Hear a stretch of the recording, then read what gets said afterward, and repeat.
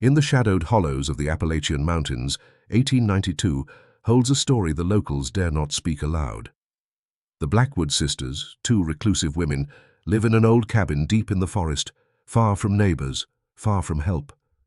Whispers tell of something unnatural in their eyes, something inhuman in their ways, and a secret that twists the night with terror. No one dares approach, until a young explorer ventures into their territory. Behind the cabin's creaking doors lie memories soaked in fear, chilling horrors, and secrets far darker than anyone could imagine. Every shadow hides a question, every silence holds a warning. Who here is truly human, and who has lost all trace of it? The deeper you go, the more you realize that some doors are better left unopened. Disclaimer: this story is entirely fictional. Any resemblance to real people or places is purely coincidental. Chapter 1. The Stranger in the Hollow. The Appalachian sun was sinking behind jagged peaks, casting long, crawling shadows across the dense forest. Ethan Caldwell tightened his satchel and adjusted his boots. He had heard the stories, whispers in the village about the Blackwood sisters, two reclusive women living deep in the mountains. Every villager had a warning. Stay away. They are not like us. But curiosity, stubborn and relentless, had driven him here. The path narrowed, roots twisting like veins underfoot. Every snap of a twig sounded like a gunshot in the quiet evening. Ethan's breath misted in the cold air, and a prickle ran down his spine, as if unseen eyes were tracking his every step. Then he saw it. Through a break in the trees, the cabin appeared, huddled against the slope like a creature crouching in the shadows. Its wood was dark and warped, windows opaque with grime, the chimney exhaling a thin curl of smoke. It seemed abandoned, yet alive, as if it had been waiting for him. A sudden rustle in the underbrush froze him. Two figures emerged, tall, gaunt, with hair as black as night and eyes sharp and knowing. The sisters. Ethan's heart pounded. Every instinct screamed to turn, but fascination rooted him in place. The elder sister stepped forward, her gaze intense. "You've come far," she said, her voice low and melodic. "Few dare enter these woods. Fewer still reach us." The younger sister tilted her head, her eyes glinting in the fading light. "We've been waiting," she whispered. The words felt like ice on his skin, both a welcome and a warning. Ethan swallowed, realizing the stories he had dismissed as superstition were far too real. The forest around him fell unnaturally silent. Even the wind seemed to pause. Every shadow seemed to shift, watching, waiting, alive with a presence he could neither name nor see. Stepping forward, he approached. The cabin, drawn by curiosity and dread. The door creaked open as if inviting him in, and a strange, earthy scent of smoke, moss, and something metallic rose to meet him. He understood, in that instant, that he had crossed a threshold into a world where the line between human and something else blurred. Ethan took a deep breath and entered. There was no turning back now. The night had just begun, and the mountains held secrets older than memory. Next, we discover. Ethan senses the forest itself is alive with whispers, and the sisters' presence carries a weight beyond human understanding. Disclaimer: this story is entirely fictional.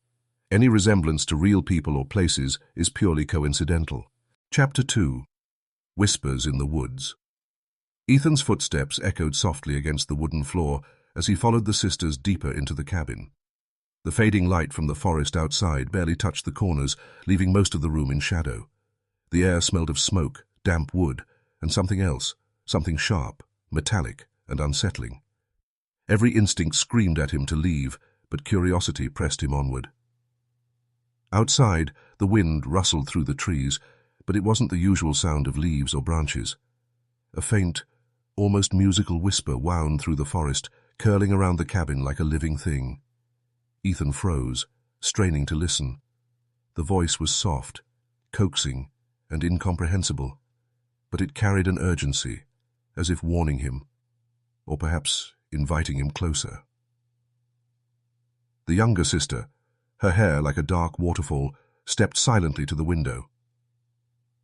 "Do you hear them?" she asked. Her voice was calm, but her eyes gleamed with a strange intensity. Ethan nodded, though his voice faltered.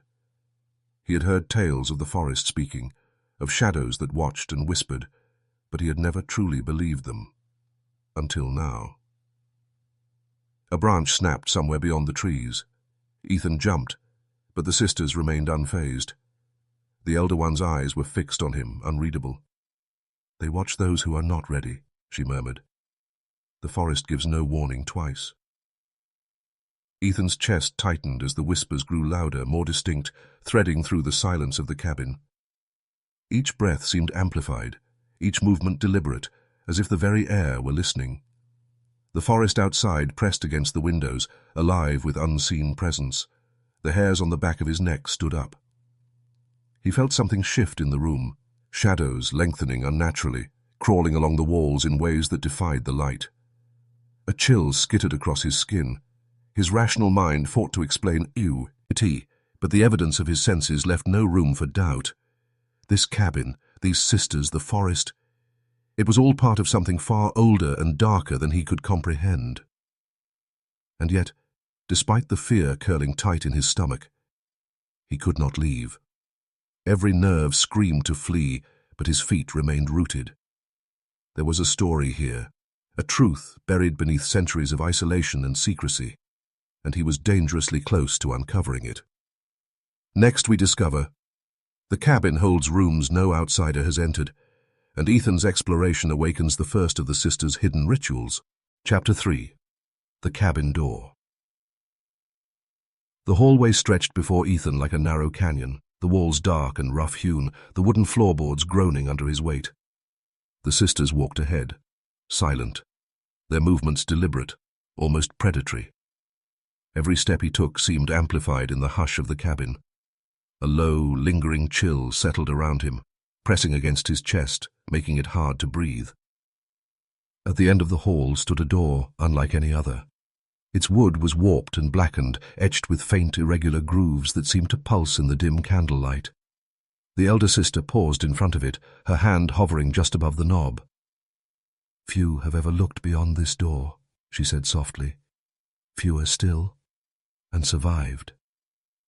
Ethan swallowed hard, his curiosity warring with a primal fear. His fingers itched to touch the door, to see what lay hidden behind it. He could sense the air shifting, thickening, as though the cabin itself was holding its breath. The younger sister leaned closer, her voice a whisper. "Not all secrets wish to be seen. Some linger for a reason." The door groaned as it opened, revealing a room bathed in flickering candlelight. Dust motes floated in the thin beams, and the air smelled of earth, old paper, and something metallic that made his stomach tighten. Shelves lined the walls, filled with jars of herbs, powders, and small, unidentifiable bones. Ethan's eyes widened. He had expected odd, maybe unsettling artifacts, but this felt alive, like the objects themselves were watching him. A small jar caught his attention.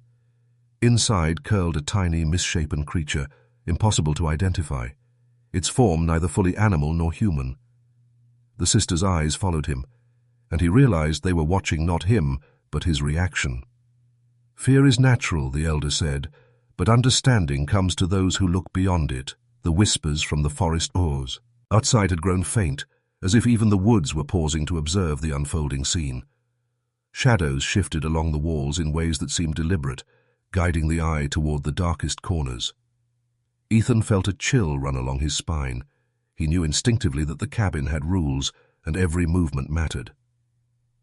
The room seemed to pulse with life, and Ethan understood for the first time that the Blackwood sisters' cabin was more than a home. It was a threshold. Crossing it meant venturing into a world that obeyed its own laws, where the boundary between the living and the unnatural blurred. Next we discover. Ethan climbs into the attic, uncovering hidden diaries that reveal the sisters' past, and hints of horrors far darker than he ever imagined. Chapter 4. Shadows in the Hearth. The cabin felt heavier the longer Ethan stayed. The flickering hearth cast dancing shadows across the rough wooden walls, shadows that seemed to twist and stretch in ways that made him question his own eyes. He sat opposite the sisters, his hands gripping the edge of the table, heart hammering with every subtle creak of the floorboards. The younger sister broke the silence first. "Every shadow tells a story," she murmured, her voice soft but piercing. "Some speak of longing, some of hunger, and some of things best left forgotten." Ethan's stomach knotted. Even in the dim light, he could see the sharp angles of their faces, their eyes glinting with something ancient, something feral. He glanced at the hearth, and for a moment it seemed as though the flames moved differently, curling upward not with the air, but with intent, casting shapes that mirrored the twisted forest outside. Each flicker of light created new shadows, and he could swear one of them stretched just a little too long, reaching toward him like a hand. A sudden gust of wind from a cracked window snuffed out the candle, plunging the room into darkness. Ethan's pulse spiked. When the lantern's glow returned, he realized that several objects had shifted. A knife tilted on the table. Jars of powder had moved slightly. Nothing else in the room seemed disturbed. The sisters observed him silently, their expressions unreadable, almost amused. Ethan's gaze wandered to the floorboards. Faint markings etched into the wood formed patterns that seemed deliberate, perhaps a map or a symbol of warning. A whisper, so soft he could barely hear it, crawled into his mind. "We are always watching." He shivered and looked at the sisters, but their faces remained calm, their hands folded neatly. He realized then that the cabin was not merely a structure. It was alive. It breathed.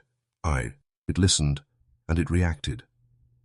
Every shadow, every whisper of air, every flicker of light was a message, a warning, a test. The sisters did not just live here, they controlled it. And Ethan knew, with a cold certainty, that the night was only beginning, that the secrets of the Blackwood sisters were far darker and older than any tale he had been told. Despite the fear coiling in his gut, he felt a pull, a strange fascination he could not resist. There was knowledge here, hidden in the shadows and whispers, waiting to be uncovered, and Ethan had already crossed the line of no return.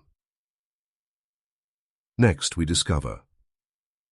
The sisters invite Ethan to a strange, silent dinner, revealing rituals and unsettling hints of the horrors that lurk within the cabin. Chapter 5. A Feast of Silence. The sisters led Ethan to a low, rough-hewn table in the center of the cabin. A simple meal waited: stale bread, a thick, dark stew, and a few shriveled fruits. But the atmosphere made the food feel ceremonial rather than ordinary. The air hung heavy, almost tangible, pressing against him with quiet intensity. Ethan hesitated before sitting. The sisters remained standing for a moment, observing him as though measuring his courage.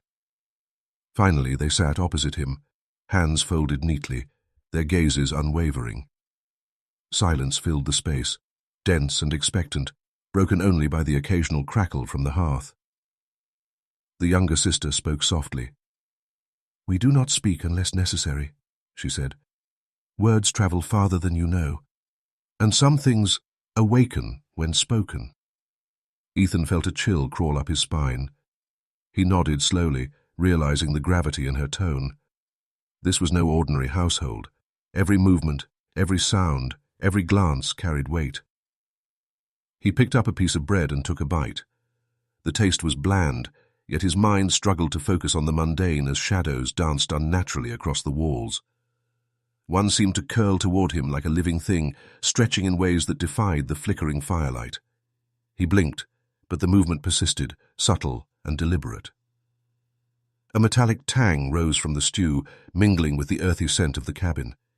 Ethan's stomach twisted as he realized the food was part of something larger, something ritualistic. The sisters watched his reaction carefully, their expressions calm but unreadable. He couldn't tell if they were testing him or simply indulging in a quiet amusement. Outside, the wind pressed against the cabin walls, whispering through the trees like the distant echoes of a warning. Ethan sensed it. The forest was aware, the shadows were alive, and the meal was a thread connecting him to both. Ear and fascination warred within him, each bite deepening his uneasy understanding. He looked at the sisters once more. Their eyes held centuries of secrets, stories of isolation, of hunger, of things neither fully human nor fully wild. And as he chewed slowly, he realized that every silence, every shadow, every movement in this cabin was deliberate, part of a ritual older than memory. Despite the dread curling tight around his chest, he could not look away. Something in the sisters, in the cabin, in the forest beyond was calling to him, pulling him deeper into a web of mysteries he had not yet begun to comprehend. Next, we discover. Ethan climbs into the attic and discovers hidden diaries that hint at the sisters' past and the dark horrors that lie within the cabin. Chapter 6. Secrets in the Attic. The ladder to the attic groaned under Ethan's weight, each step echoing in the cabin like a warning. Dust motes danced in the lantern light as he ascended, and the air grew colder, heavier, almost as if the space itself resisted his intrusion. The sisters followed silently, standing at the foot of the ladder, their eyes fixed on him with a patience that bordered on predatory. At the top, the attic stretched wide, filled with stacks of crates, old trunks, and bundles of yellowed papers tied with string. A single window allowed a thin shaft of moonlight to pierce the gloom, illuminating a scene frozen in time. The smell of mold, aged wood, and something faintly metallic lingered in the air. Ethan's gaze fell on a small wooden chest in the corner. Its lock was rusted, and the hinges creaked when he lifted the lid. Inside were diaries, their leather covers cracked and fragile, each one etched with dates going back decades. He lifted one carefully, the pages brittle beneath his fingers. The handwriting was meticulous, looping, almost obsessive. As he read, the words unfolded a story of isolation, obsession, and a gradual descent into something unrecognizable. The sisters, he realized, were more than reclusive. They were shaped, perhaps corrupted, by the very forest that surrounded them. One passage made his stomach turn. It described how shadows in the cabin could move, guided by will, and how certain rituals could bend the line between human and something else. A faint scratching sound made him freeze. He glanced around the attic. The shadows seemed thicker, darker, pooling unnaturally in corners. The sisters' voices were soft behind him. "Not all truths are safe," the elder whispered. "Some knowledge is a burden no one should bear." Ethan swallowed hard, heart hammering. Yet the pull of the diaries was irresistible. He read of Esisk, rooms hidden beneath the cabin, of whispers that guided actions, and of the first feral instincts that the sisters had learned to embrace.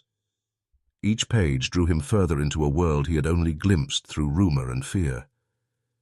The attic felt alive, every creak and sigh of the cabin amplifying the sense that something watched, judged, waited. Ethan realized that knowledge here was both a key and a trap, opening doors in the mind even before the body could escape.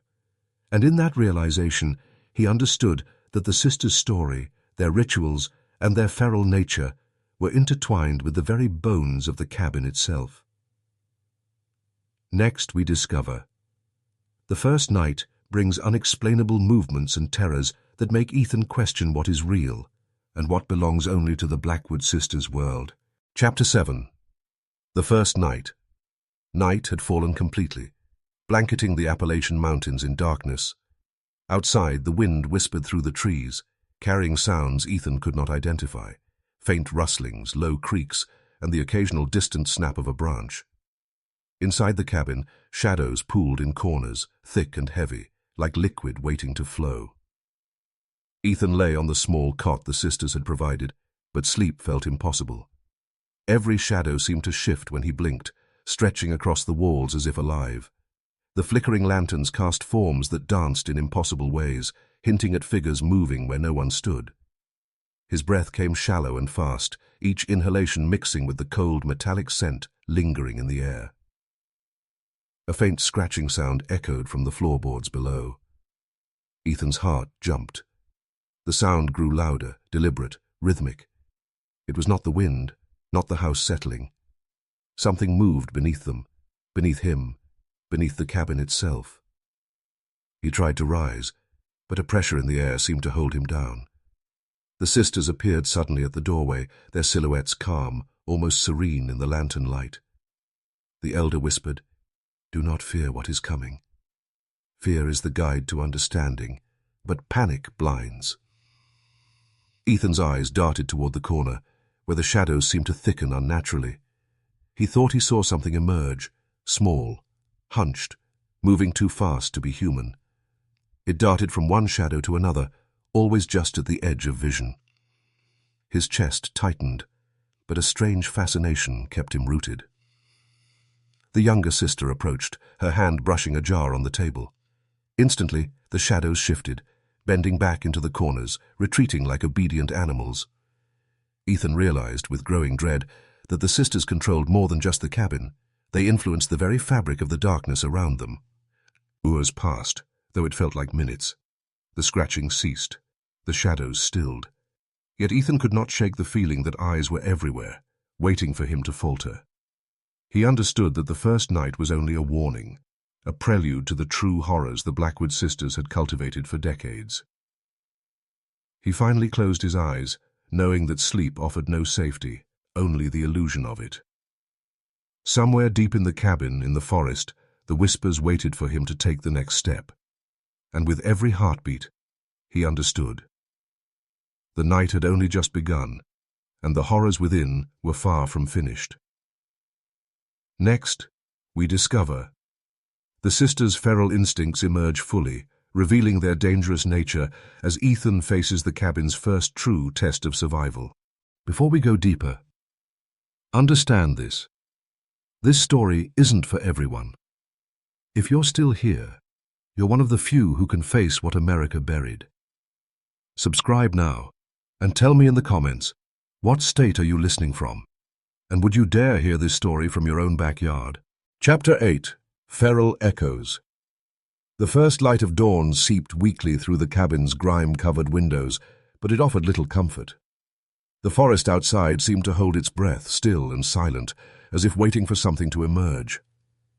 Ethan sat on the edge of his cot, staring at the floorboards, still feeling the lingering weight of last night's shadows pressing against his mind. He could hear the sisters moving quietly in the kitchen, their steps deliberate and controlled. There was a rhythm to their motions, almost animal, almost ritualistic. Ethan realized that every action, every glance, every silence carried a purpose he could not yet comprehend. The younger sister appeared, standing in the doorway like a statue carved from shadow.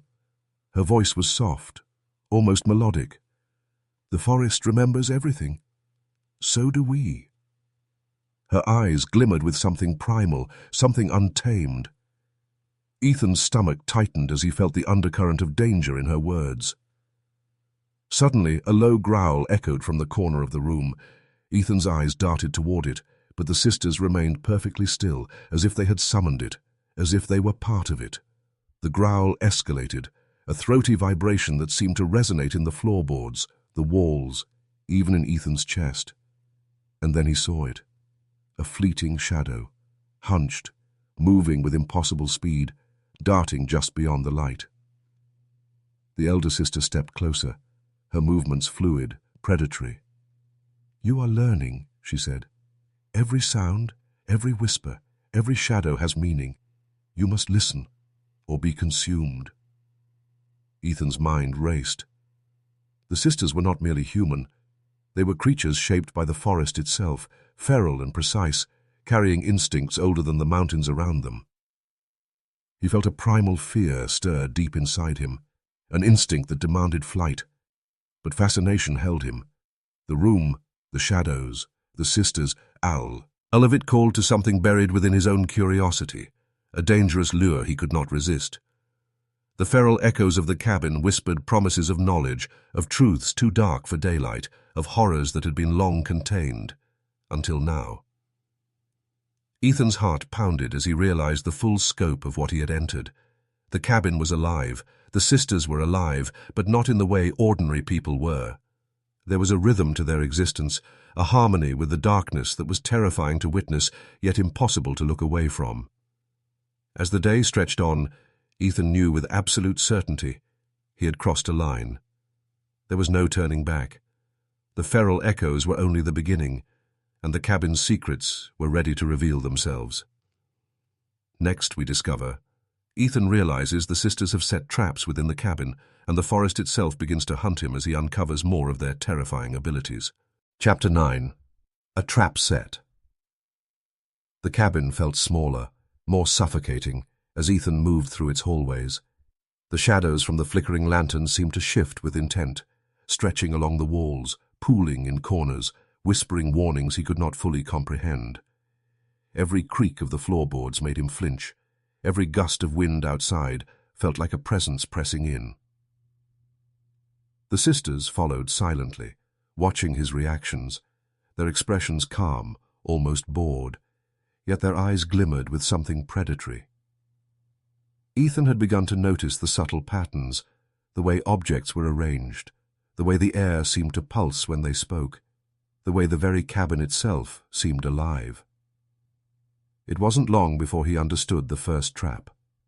A doorway, barely visible behind a hanging tapestry, led to a narrow hallway. He stepped forward, only to have the floor beneath him give a faint groan, almost as if testing his weight. A subtle shift in the shadows warned him, but he realized too late. One step further, and he would have been caught in the sisters' design. The younger sister's soft voice floated behind him.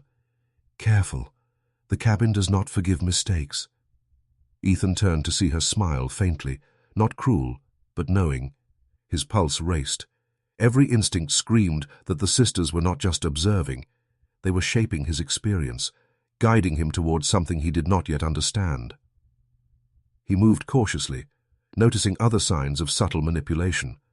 A jar slightly out of place, a shadow that seemed to stretch toward him, faint scratches along the floorboards indicating a path he should or should not take. The cabin itself had become a labyrinth of unseen dangers, and the sisters were the architects. A sudden whisper echoed from the far end of the hall, soft but insistent. Ethan froze. The sound seemed to come from nowhere and everywhere at once. He realized that the forest outside was no longer separate from the cabin. It was part of the sisters' control. The lines between inside and outside, human and feral, safety and danger, had blurred completely. Ethan's stomach churned. The trap was no longer just physical, it was mental. Fear, curiosity, and fascination were all being used against him. Every shadow, every whisper, every flicker of candlelight was a test, a puzzle, a warning. He understood the truth. The Blackwood sisters didn't just live in the cabin, they were the cabin. Next, we discover. Ethan hears voices beneath the floorboards, revealing horrifying secrets that show just how far the sisters will go to maintain their control. Did you know? Fact, in 1897, one of the most unusual legal cases in American history happened in the Appalachian region of West Virginia. A young woman named Zona Heaster Shue died under suspicious circumstances, and her mother, Mary Jane Heaster, believed her daughter's spirit had returned to reveal the truth. According to historical court testimony, Zona's ghost appeared to her mother over several nights and described how she died and where her body showed evidence of injury. Based on this testimony, authorities exhumed her body, confirmed her neck was broken, and her husband was convicted of murder. This case is widely known as the Greenbrier Ghost, and it remains a rare instance where ghostly testimony directly contributed to a criminal conviction in U.S. history. This real event captures the eerie, mysterious spirit of Appalachian history, blending folklore with documented legal outcomes. Perfect for a 1-minute factual hook in your video. Chapter 10. Voices Beneath the Floorboards. The cabin had grown quieter, or perhaps Ethan had simply become attuned to its rhythm. Every footstep, every creak of wood, every whisper of wind seemed magnified in his ears. He knelt by the floorboards near the fireplace, drawn by a low, rhythmic murmur that seemed to rise from the very bones of the cabin. At first it sounded like a trick of the wind, a faint echo of the forest outside. But as he pressed his ear closer, the murmurs sharpened, forming syllables, words almost human, yet distorted, twisted by time or fear. The voices were alive, urgent, desperate, as if trapped beneath the cabin, trying to reach him. Ethan felt his pulse quicken. The floorboards beneath him throbbed with a faint vibration, as if reacting to his presence.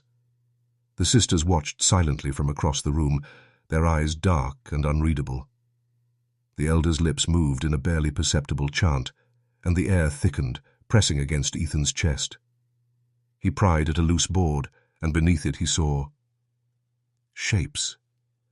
Shadows coiled and twisted, as if forming a hidden world under the cabin. The voices grew louder, pleading, chanting, warning. His stomach knotted. He realized that these were echoes of past intrusions, remnants of people who had dared come too close to the sisters' secrets, and failed. A metallic tang rose from the floor, mingling with the earthy scent that had followed him since the attic. He felt the vibrations through his fingers, through the soles of his boots, resonating with his own heartbeat. The cabin was alive in ways he hadn't fully comprehended. It did not merely contain the sisters. It was their tool, their domain, their prey trap. The younger sister stepped closer. "Do you hear them?" she asked softly. Her gaze seemed to pierce Ethan, measuring his courage, his resolve, his fear. "They speak truths that humans cannot bear. Knowledge is heavier than the mountains themselves." Ethan swallowed hard. Fear and fascination coiled together in his chest. He wanted to pull back, to flee, to deny the horrifying reality under his feet, but the lure of the unknown held him fast. Every instinct screamed danger, but every ounce of curiosity urged him forward. As the voices crescendoed, swirling beneath him in patterns that defied logic, he understood the truth. The Blackwood sisters had cultivated this terror for decades, an intricate dance of shadows, sound and fear designed to test the limits of anyone who crossed their threshold. Next we discover. The sisters lead Ethan to the hidden cellar, revealing the darkest, most horrifying secret the cabin has ever held. Chapter 11. The Hidden Cellar. Ethan's legs trembled as the sisters led him to a section of the cabin he hadn't noticed before. Behind a narrow curtain, a trap-door lay flush with the floor, almost invisible in the dim lantern light. The elder sister's hand hovered over the latch. "Few have seen what lies beneath," she said softly, "and fewer have returned unchanged." Ethan swallowed hard. The air around the trapdoor was colder, heavier, as if the cellar itself exhaled a warning. Dust motes swirled in the lantern glow, dancing like tiny spirits. When the door creaked open, a stale, earthy scent rose, mingled with something metallic and almost alive. A narrow staircase led downward, steep and uneven, disappearing into blackness. The younger sister motioned for him to follow. "Do not be afraid," she whispered, though her calm voice could not mask the undercurrent of menace. "Fear is natural, but necessary." With a lantern in hand, Ethan descended. The stairs groaned beneath his weight, echoing into a void that seemed to stretch farther than it should. Shadows clung to the walls, crawling in shapes that defied reason. His pulse throbbed, each heartbeat amplified in the silence. At the bottom, the cellar opened into a larger chamber. The lantern revealed shelves lined with jars, each containing strange specimens, tiny creatures curled impossibly, deformed, some with eyes that seemed to watch him. The floor was littered with papers, maps, and strange markings etched directly into the stone. He realized with growing horror that this space was not just storage. It was a sanctuary for the sisters' darkest experiments. The elder sister stepped forward, her gaze sweeping across the chamber. "Here lies the truth of who we are," she said. "Here, the cabin and the forest converge, and the lines between human and feral blur." Ethan's stomach churned as he understood the implication. Whatever the sisters had been cultivating down here, it had nothing to do with ordinary life. A faint scratching sound echoed from the far corner, and Ethan's lantern flickered. Shadows twisted unnaturally, elongating and retreating as if alive. Every instinct screamed to leave, but the sisters' eyes held him in place. He realized with a sinking certainty that this cellar was both a sanctuary and a trap, designed to ensnare not just the body, But the mind. The air seemed to thicken, the metallic tang stronger now, almost suffocating. Ethan's heart raced as he pieced together the horrifying reality. The sisters' feral nature, the whispers beneath the floorboards, the living shadows. They were all cultivated here, perfected over decades, a darkness refined and waiting for those bold enough or foolish enough to step inside. Next we discover the sisters' madness begins to surface fully, revealing the terrifying extent of their powers and forcing Ethan to confront the true nature of the Blackwood sisters. Chapter 12. Madness Rising. Ethan staggered back into the cabin's main hall, the cellar's oppressive air still clinging to his skin. Every nerve in his body screamed that the darkness he had glimpsed below was only a fragment of the sisters' world. He could feel it now, something unyielding, a pulse in the walls themselves, a rhythm older than the mountains. The sisters emerged from the shadows, moving with a fluidity that was unnervingly inhuman. Their eyes glinted, reflecting the lantern light like dark mirrors, filled with an intelligence that chilled him to the bone. The younger sister's lips curved into a faint smile. "Do you see now?" she asked softly. "The rules you knew no longer apply here." Ethan's stomach knotted. He had thought fear was his guide, but now he realized it was only the beginning. The sisters were more than human. They were something forged by isolation, by the forest, by decades of ritual and hunger. Their presence pressed against him like a living weight, suffocating, yet impossible to resist. A sudden movement in the corner caught his eye. Shadows flickered unnaturally, twisting toward the sisters as if drawn by some unspoken command. Ethan blinked, and the shapes shifted, elongating, writhing, bending reality in ways that should have been impossible. The air thrummed with tension, alive with anticipation and danger. The elder sister spoke, her voice low and melodic. "Madness is not a flaw. It is a gift. The world outside fears what it cannot control. But here, control is ours." Her words seemed to echo, merging with the distant whispers from the forest, with the subtle shifting of the floorboards, with the heartbeat of the cabin itself. Ethan's mind reeled. Every instinct screamed to flee, yet fascination held him fast. He was seeing the cabin, the forest, the sisters themselves, in a way no outsider had ever witnessed. The line between, in reality and illusion blurred, and he realized that the sisters' madness was not chaotic. It was deliberate, perfected, terrifyingly precise. A low growl rumbled from the shadows, and Ethan realized it was not entirely animal. The sound resonated through his chest, vibrating with the sisters' rhythm. He understood then that this was a test, not of strength, but of mind and will. To survive, he would need more than courage. He would need insight into a world that defied comprehension, a world the sisters ruled utterly. As the shadows lengthened and the whispers grew, Ethan felt the first true chill of terror.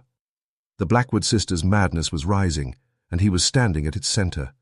There would be no simple escape, only confrontation, and the question of whether he could endure what they had become. Next we discover the forest itself becomes a predator, and Ethan must navigate the mountain's dangers as the sisters' feral powers extend beyond the cabin. Chapter 13. The Forest Hunts. The forest outside the cabin was no longer simply a backdrop. It had become a predator. Ethan stepped onto the damp forest floor, his boots sinking into moss and fallen leaves. Every sound, rustling branches, snapping twigs, distant calls of animals, felt amplified, threatening. The air was thick with an unnatural tension, as if the mountains themselves were alive, watching, waiting. Behind him, the sisters emerged silently, their presence almost ethereal. Their eyes glimmered with the same predatory calm as the night before. "The forest knows," the elder whispered. "It obeys, it hunts, and it protects what is ours." Ethan swallowed, realizing the forest itself had become a weapon, and he was now its quarry. A shadow flickered between the trees. Ethan froze. The underbrush seemed to move of its own accord, branches curling as though guided by unseen hands. Every instinct screamed danger, but flight was impossible. The sister's influence extended beyond the cabin walls, controlling the very environment around him. The younger sister moved closer, her steps silent on the forest floor. "Fear is natural," she said, "but understanding comes to those who watch carefully. The forest will test you, as it has tested us, as it has tested all who wander too close." Ethan's heart pounded. Every step he took seemed to echo unnaturally, and the shadows shifted in rhythm with his movements. He realized the trees themselves were shaping his path, subtly nudging him toward traps he could not yet see. Small stones rolled underfoot, roots twisted to trip him, and the wind whispered in voices he could almost understand. Fragments of words, warnings, pleas, and threats all at once. He glanced back at the cabin. Its windows glimmered faintly in the early morning light, a silent reminder that the sister's influence was unbroken. The forest and the cabin were an extension of their feral power. To survive, Ethan would need to see beyond fear, beyond instinct, into the hidden patterns of this living, hunting landscape. Suddenly, a figure darted between the trees, moving with unnatural speed. Ethan froze as the forest around him seemed to close in. The sister's whispers guided him. Follow the patterns. Trust nothing at face value. Anticipate the unseen. His pulse raced as he understood the stakes. Every step could be a misstep. Every shadow could be an ambush. The forest was alive. It was hunting, and he was at its mercy.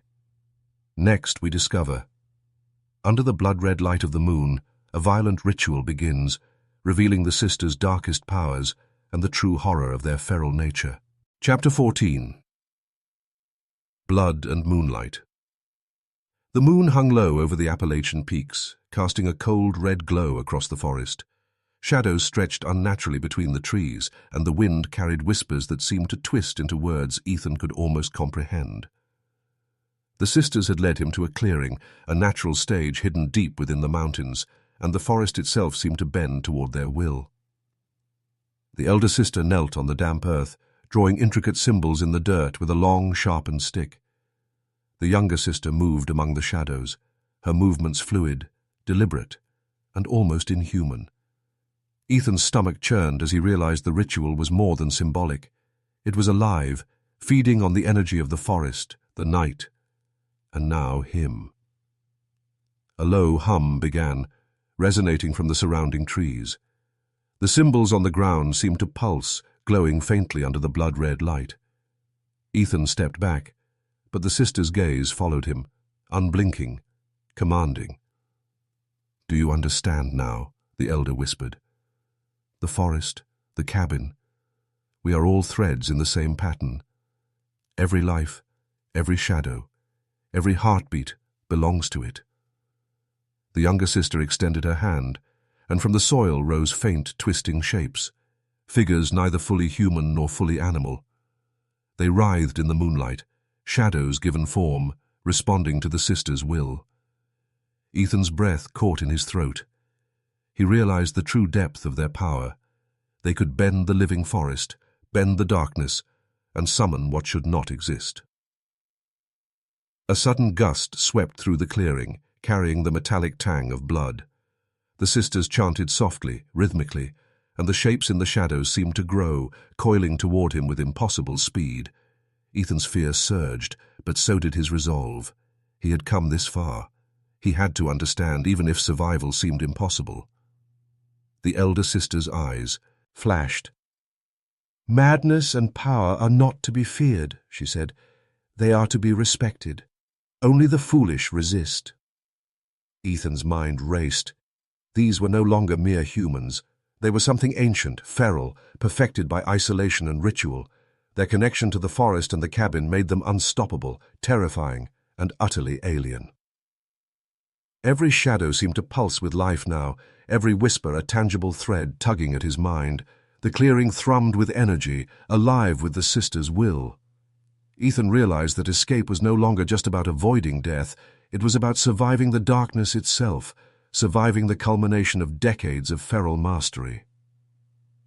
Next, we discover Ethan faces a harrowing choice: flee into the forest's deadly embrace, or confront the sisters in a life-or-death encounter that will decide his fate. Chapter 15. The Explorer's Choice. Ethan's heart pounded as he stared across the clearing at the sisters, their forms illuminated under the blood-red moon. The shapes in the shadows writhed and twisted around them, coiling like living smoke, and the forest itself seemed to lean in closer, its whispers louder, sharper, as if demanding his obedience. He had reached the edge of comprehension. The cabin, the forest, the rituals, all of it had built toward this moment. His mind raced, calculating options that seemed simultaneously logical and impossible. Every instinct screamed to run, yet the knowledge he had gathered, the lure of the unknown, pulled him forward. The elder sister stepped closer, eyes dark and gleaming. "The choice is yours," she said softly, almost kindly. "Flee, and the forest will hunt you relentlessly. Remain, and you may understand, or perish." Ethan's stomach knotted. Both options carried terror.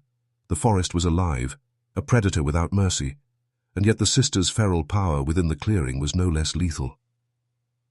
The younger sister tilted her head, moving with fluid grace. "Courage is not the absence of fear," she whispered. "It is understanding it, embracing it, and walking forward despite it." Her eyes met his, fierce, unwavering, almost hypnotic. He realized they were not merely testing his body. They were testing his mind, his resolve, his very essence. Ethan swallowed hard, realizing that his choice would define everything. Fleeing might preserve his life temporarily, but the forest would follow, its whispers relentless, its shadows hungry. Remaining meant facing the sisters' power directly, confronting their madness, and risking his own sanity in the process. He glanced at the twisted shapes in the clearing, shadows coiling like serpents, the air thick with anticipation and dread.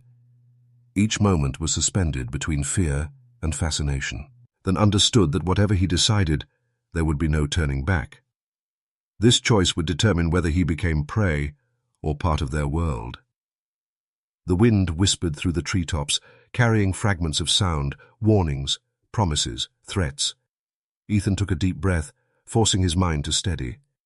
The forest held power, the sisters held power, but he held something as well: curiosity, courage, and the will to face the darkness rather than be consumed by it. Finally, he made his decision. Step forward into the unknown, confront the sisters, confront the forest, and see if he could survive the culmination of everything he had witnessed.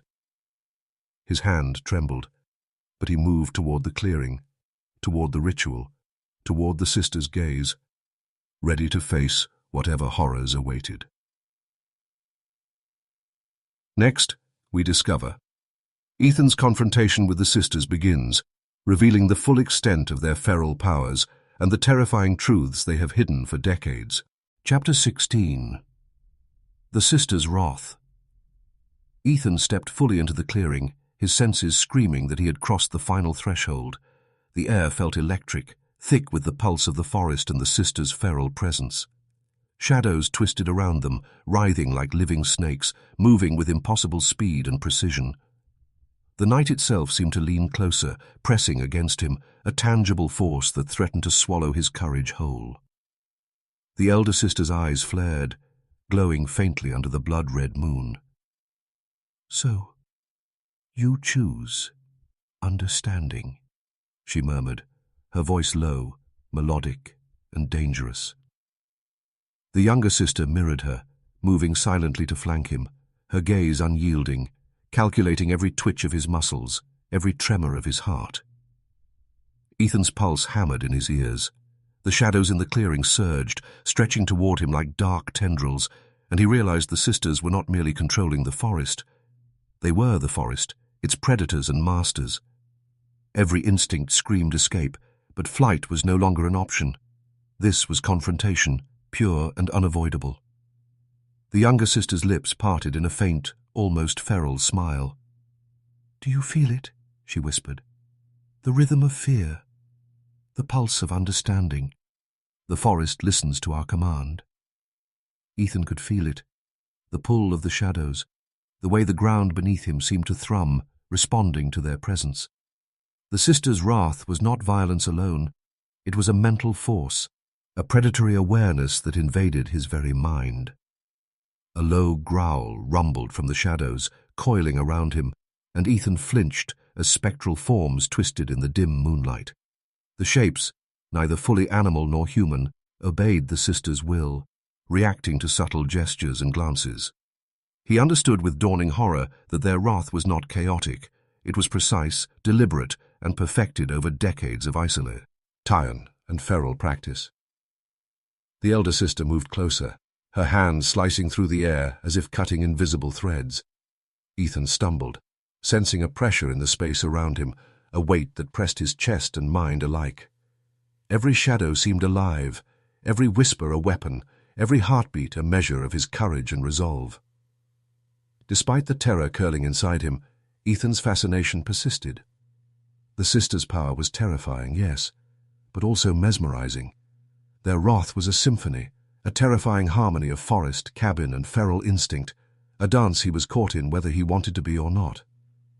And yet, as the shadows coiled closer, the whispers intensified, and the forest pulsed with life, he realized something essential. The sisters' wrath was a test, and survival demanded understanding, not just fear. Next we discover Ethan must use wit, courage, and the faint knowledge he's gained to navigate the sisters' feral power, or risk being consumed completely. Chapter 17. The Mind's Edge. Ethan stumbled backward, the shadows coiling around him like a living tide, the forest's whispers slicing into his thoughts. Every heartbeat echoed in his skull, and he realized that the sisters' power was not merely physical, it was a direct assault on the mind. Their feral instincts reached beyond the cabin and the forest, burrowing into his consciousness with a precision that was almost surgical. The elder sister stepped forward, her gaze locking onto his. "The mind is the first battlefield," she whispered, voice soft but terrifyingly certain. "If you falter here, the forest will consume you before the body can even scream." Ethan's stomach twisted. He had faced fear in many forms, but this was invasive, intimate, a force that knew every weakness he had and would exploit it without hesitation. Shadows flickered violently across the clearing, forming shapes that seemed familiar, faces of people he had known, loved, or feared. They twisted, mutating into grotesque parodies, whispering taunts, warnings, and lies. Ethan's breath came ragged, his mind teetering on the edge of panic. The sisters circled him slowly, their movements deliberate, predatory. "You must focus," the younger sister said, her voice cutting through the cacophony in his mind. "Do not resist fear. Understand it. Use it. The forest feeds on panic, but insight is a weapon." Ethan's fingers trembled as he gripped a fallen branch, grounding himself in the tactile, in the tangible, fighting to anchor his mind against the onslaught. The shadows coiled tighter, the whispers more insistent, threading into his thoughts like venom. Ethan realized the truth. The Blackwood sisters did not merely frighten. They tested, sharpened, and broke minds to mold them into something capable of enduring the forest, the cabin, and the darkness within. Their wrath was a trial, and he had reached the edge. He closed his eyes briefly, listening to the rhythm of the forest, the pulse of the cabin, the cadence of the sisters' movements. Slowly, deliberately, he allowed fear to flow through him, acknowledging its presence without surrendering to it. He felt the shadows hesitate, the whispers falter, the oppressive weight of the forest lift slightly.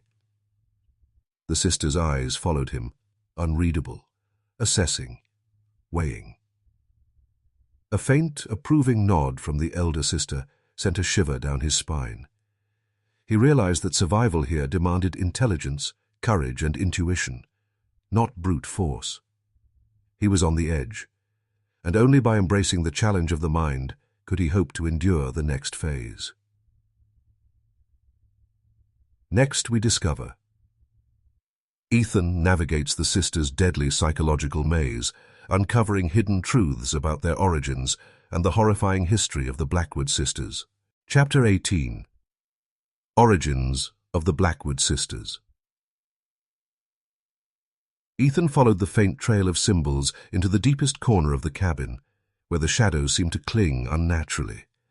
The air was thick with the scent of earth, smoke, and something metallic, like blood long dried. There, tucked behind a false panel, he discovered a stack of old journals, brittle with age. Their covers bore the initials B.S., and the pages crackled under his fingers. He hesitated, then opened the first volume. The writing was meticulous, looping, almost obsessive, recounting events from decades past. The story that unfolded chilled him to the bone. The Blackwood sisters had not always been feral. They had been ordinary children once, living at the edge of the forest with a family steeped in strange traditions. Isolation, superstition, and a series of tragedies had shaped them, slowly twisting their minds and bodies into something unnatural. The elder sister, it seemed, had always possessed a keen awareness, a connection to the forest that bordered on supernatural. The younger sister had been curious and daring, traits that the forest nurtured into feral instincts. As the journal detailed the sisters' experiments with shadows, rituals, and the forest itself, Ethan understood how the cabin had become a crucible for their transformation. One entry stood out. It described a night much like this one, when the sisters performed their first full ritual under a red moon. Fear, hunger, and isolation had converged, and the forest had responded. Shadows had twisted, whispers had become voices, and the sisters had emerged, changed. No longer human in any ordinary sense, but beings fully intertwined with the forest, the cabin, and the darkness within themselves. Ethan's pulse quickened as he pieced together the terrifying reality. The sisters' feral abilities, the living shadows, the whispers beneath the flay, ore boards, all of it had roots in history, in the very soil of the mountains. Their madness was cultivated, perfected over decades, and Ethan realized that he had stumbled into a lineage of horror older than any tale the villagers whispered. The younger sister's voice interrupted his thoughts, calm but laced with something ancient. "You found the truth," she said softly.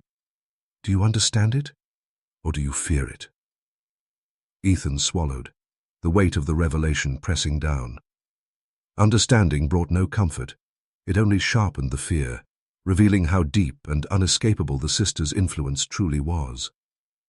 He glanced around the cabin, the attic, the cellar, the shadows coiling in the corners, and he understood one undeniable truth. The Blackwood sisters were not merely survivors of the forest. They were its chosen vessels, predators, perfected by time, secrecy, and darkness. Next we discover, Ethan confronts the sisters with the knowledge of their origins, forcing a climactic choice that could determine whether he escapes or becomes part of their dark legacy. Chapter 19. The Confrontation. Ethan stood in the cabin's main hall, the journals clutched tightly in his hands. The truth of the sisters' origins weighed heavily on him, but it had given him something no fear ever could. Perspective. He could see the patterns now, the rituals, the whispers, the shadows, and he understood the forest, the cabin, and the sisters as a single, living entity. The elder sister emerged from the shadows, her eyes glowing faintly in the dim light. "So, you know," she said softly, almost admiringly. "Do you now understand why we exist as we do? Why the forest obeys, and why the darkness listens?" Ethan swallowed hard. He did. But understanding did not mean submission. "Yes," he said, his voice steady despite the thundering of his heart. "And I know what you're capable of. But that doesn't mean I'm giving in." The younger sister circled him slowly, predatory grace in every step. "You are brave, foolish, but brave. Most cannot even perceive the line between fear and understanding." Her eyes narrowed slightly. "But knowledge comes at a cost. Are you prepared to pay it?" Ethan took a deep breath, grounding himself.